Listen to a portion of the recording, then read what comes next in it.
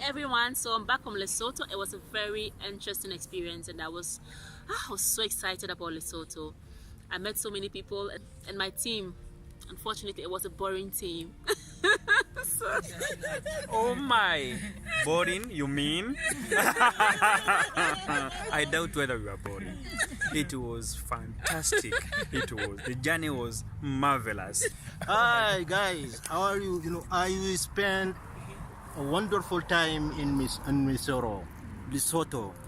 The most important thing for me, there is no emails from Magnus. Do you imagine? Hello, Dumelan dead. Oh, Maseru. I miss you, Maseru. I wish I can come back again to meet people who are very wonderful, very helpful. I really enjoy Maseru. Thank you. Hi, Lesotho. I miss Lesotho. I wish I've gone back to Lesotho to enjoy their omelette, their beans and their stuff. Great people, great food. I missed Maseru. Hey! So I was researching on the media portrayal of persons with disabilities and I found three main things. That first of all, the media have specific ways in which they portray persons with disabilities. The first is that disability is not inability, which means that persons with disabilities, although they have challenges, they are also able to live life like normal people. The second was the charity perspective, where persons with disabilities are portrayed as people who need support, people who need society to help them. The third approach was the rights-based approach, where persons with disabilities are seen as people who deserve to have their rights met, people who have dignity. There is a need to educate the media so that they can start writing in a way that respects the dignity of persons with disabilities, and this is the rights-based approach. My research question was in sexuality education and in particular the inclusion of LGBT students. The basis of this research was that all students have equal opportunity to education. That means even their sexuality education should be on an equality basis. So my finding was that 60% of schools are owned by the Catholic Church and they have a position on this issue of LGBT, so that impedes on implementation of equality sexuality education. My second research was that indeed, whereas it is on paper that the government has put minimal content on sexuality education, it's not implemented to the fullest. And it is implemented from a point of view such people exist and they do not harm them, not from a point of view of personal human development. Osman. The reason why I was in Maseru to investigate that, the access to justice for children who are victims of sexual violence, because for me, sexual violence became a problem in our continent. So I want to investigate how the system in Maseru allows the children victims with sexual violence and gives them access to justice. I went to the court, I met with the judge, prosecutor, and the unit protection unit, and some figures of civil society working in the field of the protection of the children in Lesotho. Can you imagine that 45% and 50% of children living in urban and rural areas in Lesotho do not have their birth registered? The implication of this is that they do not have nationality. And nationality is a right under the conventional right of children. Therefore, for this basis that I conducted this research to ascertain the reason for this phenomenon. And overwhelmingly, over 50% of respondents confirmed the data on the ground. And it is my hope that this research findings will bring improvement into the lives of these children in terms of their right to birth registration. Hey, in Lesotho, I was looking for the transition rate from primary education to secondary education. During my research, I found that students who transit from primary to secondary education are very low. So I was looking for the factors, and in Lesotho I managed to meet the principal secretary of basic education and the regional inspector in Central, and also the Ministry of Social and Development. So I was asking them what are really the factors which impede the student to continue to secondary education. I found that there is poverty, there are lack of support of the parent, as well as the number of schools are very limited. And after that, I went to schools, secondary and primary schools, public and private schools, and also I interview school principals, I interview teachers as well as the students, and also all they confirm that the poverty, lack of support of the parent, as well as the limited number of schools are the main issue which impedes students to continue to secondary education. Okay, so what I'm hearing is that 5 main themes that are emerging from this is that there's vulnerable groups, there's education, there's documentation as an issue, there's protection, there's gaps between law and implementation. So could you tell me a little bit, like, what was your one main challenge whilst you were doing your research? My challenge was that because I was dealing with newspapers and I was trying to look at specific articles on disability, and because those newspapers were not online, I had to read stacks, and I mean like this. Like I had to just stand up and read, and my waist was aching. That I had to read through all these newspapers. That was my main challenge. Aside that, I really had fun in Lesotho.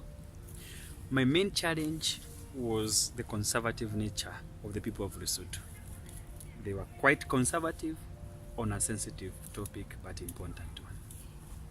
My main challenge was the weather, as access to internet at the hotel where we live, and the most important one for me also, I miss the center and its people. All right, so my main challenge was the clearance that as a researcher I have to get from the department I was going to get information from in respect of children's right to birth registration, despite the center's clearance letter that was given us. My main challenge also was the clearance, because I have to look for Minister of Education in order to visit schools, and also the Social and Development Ministry in order to find someone that I can interview. And despite your challenges, what would you say was your added value for being in Lesotho? My added value was that I had a meeting with the executive director of the Lesotho National Federation of Organizations for the Disabled, and we agreed to come up with a guideline for the media on how to report on issues of disability, and we will do that in the next 1 month or so. So I think this is really, really great because it has never been done in Lesotho. My added value was really understanding the perspective of the society and sometimes the prejudices. In fact, I went to Lajmos school and I went to interview one of the teachers. And as soon as I asked her about the issue of LGBT education, she asked me, what is LGBT? So I told her in full, it means lesbian, gay. And as soon as I reached the word gay, she shouted and busted, Satan! And I was marvelous. I was shocked at first. I asked her, I had indeed to be a bit diplomatic. I told her, because I wanted still to push on and get some information. I asked her, but some of these people say that they are born that way. And she went on to tell me that those are demons speaking. It's not them. It is the demon, and they need pastor to go and exorcise them. So really I got to understand the society and know how to do the interview in a very challenging circumstances. The added value for me being in Maseru is to meet those wonderful people who work in the field of the protection of the child and exposed to a lot of experience that you know, those people have. For me, the added value was the fact that I got opportunity to confirm the data I had on the ground myself, and the fact that I going to get opportunity to be the mouthpiece to advocate for the right of children to birth registration, which is one of their fundamental human rights. So the added value is because I saw like the Kingdom of Lesotho is doing well to support vulnerable groups, even the orphans, so that they may get support from the government. Can you tell us about your field trip?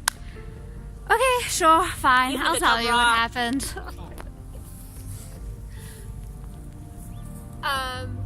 Okay, so yes, I was supposed to come with you to Lesotho, but I actually prefer to do research in Johannesburg.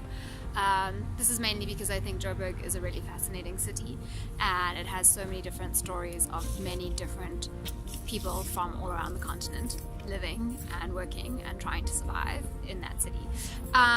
So I was looking at the right to work for non-South African women, specifically women who either were working in or trying to set up their own small to medium business, medium enterprises.